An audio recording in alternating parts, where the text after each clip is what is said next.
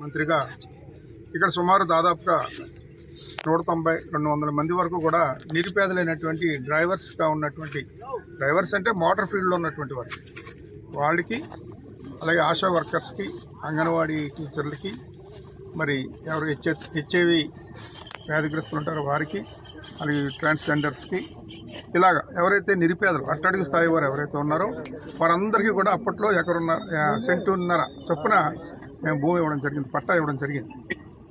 అప్పట్లో నేను ఇచ్చిన తర్వాత ఇక్కడ సరైన సదుపాయాలు లేక వీడు ఇక్కడ ఏదైనా ఇల్లు కట్టుకోవాలన్నా కూడా అవకాశాలు లేవు.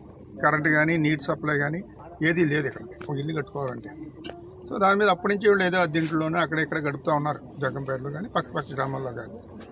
ఈ నేపథ్యంలోనే మరి గత 2 సంవత్సరాల క్రితమే వీరు ఒక కరెంటు కానీ బోర్కి కానీ అవకాశాలు కల్పించాలని మరి వాళ్ళు అడగడం జరిగింది. ఆ విషయం నా దృష్టికి కూడా వచ్చింది. అప్పుడు నేను వెంటనే విద్యుత్ శాఖ అధికారులతో మాట్లాడితే వారు కరెంట్ సప్లై ఇస్తాం, దానికి సంబంధించి ఎస్టిమేషన్ అది ఇచ్చారు. ఆ ఎస్టిమేషన్ పరంగా కూడా ఇక్కడ ఉన్నటువంటి లబ్ధిదారులందరూ కూడా తలా సొమ్ము వేసుకుని కొద్దిగా వేసుకుని ఆ సొమ్ముతోటి ఇక్కడ కరెంటు ట్రాన్స్ఫార్మర్ కానీ లైట్లు కానీ వచ్చేలాగా ఏర్పాటు చేసుకోవడం జరిగింది. ఆ బోర్కి వచ్చేటప్పటికి ఆ నిధులు సరిపోక మళ్ళీ వదిలేశారు. ఆ రకమైనటువంటి పరిస్థితిలో ఈ 2 సంవత్సరాలు ఇలా కొనసాగుతూ ఉంది. ఈ లోపల ఇక్కడే ఒక లేఅవుట్ వేయడం జరిగింది. ప్రైవేటు వ్యక్తులు రోడ్డు గట్లు ఇటు కూడా చాలా పెద్ద లేఅవుట్లు వేశారు. ఆ లేఅవుట్ చేసినటువంటి వ్యక్తి మరి మెయిన్ రోడ్డు నుంచి ఇక్కడ వరకు కూడా చక్కటి మరి 40 ఫీట్ 40 అడుగుల రోడ్డు కూడా వేయడం జరిగింది. అడుగులపైనటువంటి రోడ్డు వేయడం జరిగింది. దాని మూలంగా ఈ సైట్కి కొద్దిగా విలువ వచ్చినట్టు పరిస్థితి కనపడతా ఉంది. ఈరోజు మనం అక్కడే ఉన్నాం, ఆ సైట్ దగ్గర ఇక్కడ ఉన్నటువంటి లబ్ధిదారులందరితోటి. మరి వీరందరూ కూడా గత 4-5 రోజులుగా చాలా ఆందోళనతో ఉన్నారు. నిజంగానే ఈ నియోజకవర్గంలో ఉన్నటువంటి తెలుగుదేశం పార్టీ సంబంధించిన నాయకులు కొంతమంది కలిసి ఈ పట్టాలన్నీ కూడా కైవసం చేసుకోవాలి, ఇవన్నీ లాక్కోవాలి, దౌర్జన్యంగా వీళ్ళందరినీ కూడా ఎల్లగొట్టాలి అనేటువంటి విధంగా ఇక్కడ అధికారులందరినీ పంపించి పోలీస్ అధికారులతో సహా, పోలీస్ సిబ్బందితో సహా, రెవెన్యూ సిబ్బందితో సహా పంపించి భయభ్రాంతికి గురి చేయడం జరుగుతూ ఉంది. వీళ్ళు చాలామంది నిరుపేదలు, సరైనటువంటి కూడా లేనటువంటి వారు. వీరు భయభ్రాంతులు అవుతూ ఉన్నారు. ఇక్కడ మా పరిస్థితి ఏంటి, ఇక్కడ మా స్థలం ఇచ్చారు ప్రభుత్వ పరంగా, దీన్ని వీళ్ళు కబ్జా చేయాలనుకుంటున్నారనేటువంటి విధంగా గత 5-6 రోజులుగా పాపం తిండి తిప్పలు లేకుండా నిద్రాహారాలు మాని గత 6-7 రోజులుగా ఇక్కడే తిరుగుతూ ఉన్నారు పాపం వాళ్ళు. కానీ అయినా సరే వారికి ఎక్కడ కూడా కనికరం లేదు. ప్రభుత్వ బాధ్యత కలిగినటువంటి నాయకులుగా మరి ఇక్కడ ఏదైనా సమస్య వచ్చినట్టు పరిష్కరించవలసిన అవసరం ఉంది.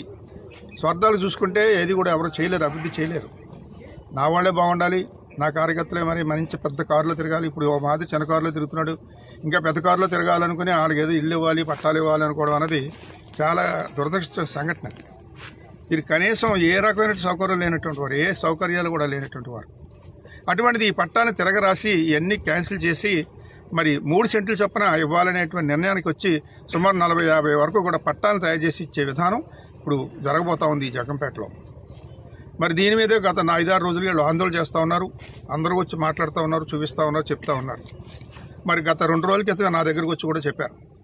నేను వెంటనే దీని మీద మరి కలెక్టర్ గారి దృష్టిలో పెడదాం, మన జిల్లా అధికారి కాబట్టి కలెక్టర్ గారి దృష్టిలో పెట్టి అధికారికంగా మరి ఏదైతే అధికారులు పోలీస్ సిబ్బందిని పంపుతున్నారో దాన్ని దృష్టిలో పెట్టుకుని మనం అధికారికంగానే దీని మీద వెళ్ళాలి, పోరాటం చేయాలనుకుని కలెక్టర్ గారికి పొద్దుట ఈరోజు ఉదయం వెళ్ళడం జరిగింది. నేను ఈ లబ్ధిదారులు దాదాపుగా 100-150 మంది వరకు కూడా మహిళలు అందరూ కూడా అన్ని సంఘాల వారు కూడా ఇచ్చినటువంటి లబ్ధిదారులతో సహా అందరూ వచ్చారు.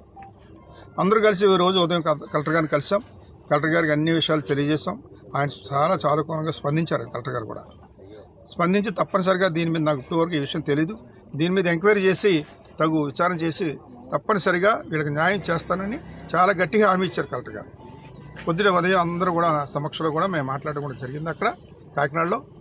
మరి ఏదైనా ఈరోజు ఇలా దౌర్జన్యంగా చేసేటువంటి విధానం మరి ఈ రకంగా ఉండడం అనేది సరైన విధానం కాదు. ఒక రకంగా మరి ఏదో గతంలో అప్పుడు ఆడిచ్చారని 1996, 95, 96లో 7లోనూ ఎప్పుడో మేము ఇచ్చాం. మరి 2010లో మరి నేను అప్పుడు మంత్రిగా నేను క్యాన్సిల్ చేసి ఇచ్చానంటున్నారు. నేను క్యాన్సిల్ చేసి ఇవ్వలేదు. అప్పట్లో డ్రైవర్లుగా కొంతమందికి ఇచ్చారు వారు. అది ఇంకా చాలామంది ఉన్నారు డ్రైవర్లుగా, కొత్త వాళ్ళు వచ్చారు, చాలామంది కుర్రవాళ్ళు వచ్చారు, మోటార్ ఫీల్డ్లో చాలామంది వచ్చారు.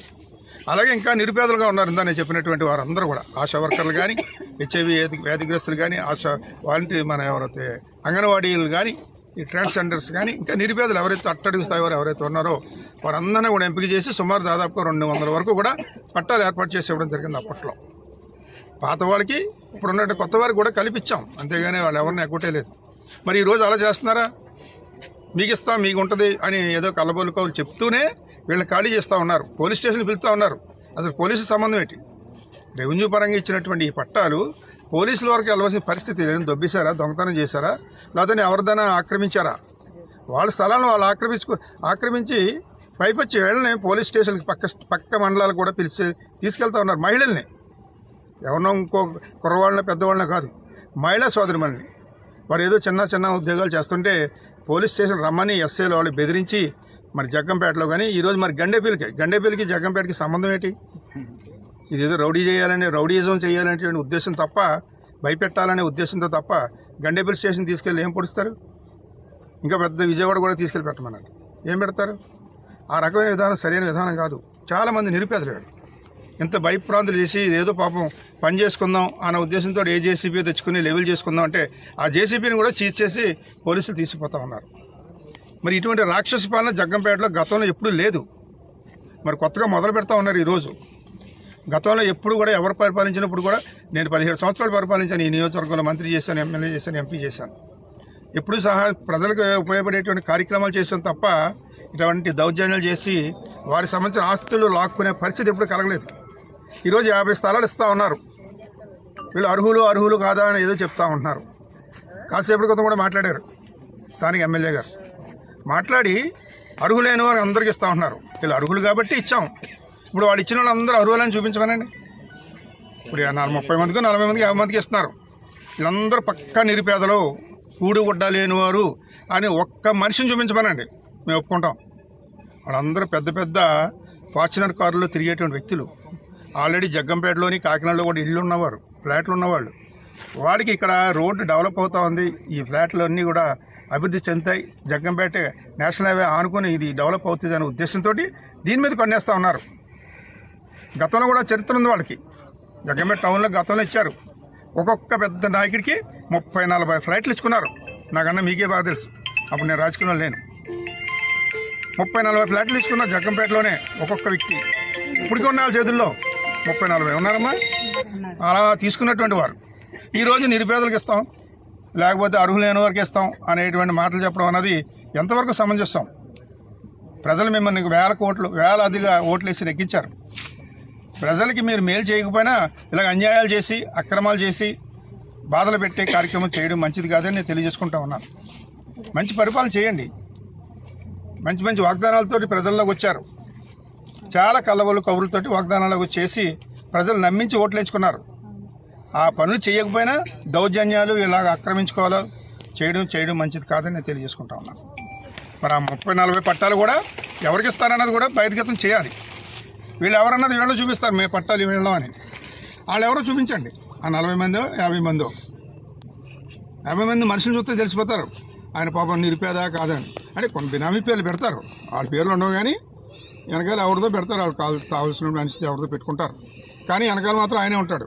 ఆయనకి ఒక పెద్ద బిల్డింగు, పెద్ద ఫార్చునర్ కార్లు అవి ఉంటాయి, బెంజ్ కార్లు అవి ఉంటాయి. వాళ్ళకి ఇచ్చేస్తారు ఊరిని ఉత్తి పుణ్యాన్ని. ఇవన్నీ కూడా ఒక హోల్సేల్గా ఒక కంపెనీకి అమ్మేస్తారు. ఇటువంటి ఏదో ప్లాన్ చేస్తున్నారు. అది సరైన ఏదో కాదు. వీళ్ళందరూ అమాయకులు, పాపం బెదిరిస్తే పోతారనుకుంటున్నారు. మేము అందరూ ఉంటాం. ముఖ్యంగా వైఎస్ఆర్ కాంగ్రెస్ పార్టీ జగ్గంపేట నియోజకవర్గ పరంగా వీరందరికీ మేము ఎన్నంటుంటాం. ఎప్పుడు ఏ సమస్య వచ్చినా సరే తప్పనిసరిగా నిలబడతాం, ఎదురొడ్డి నిలబడతాం.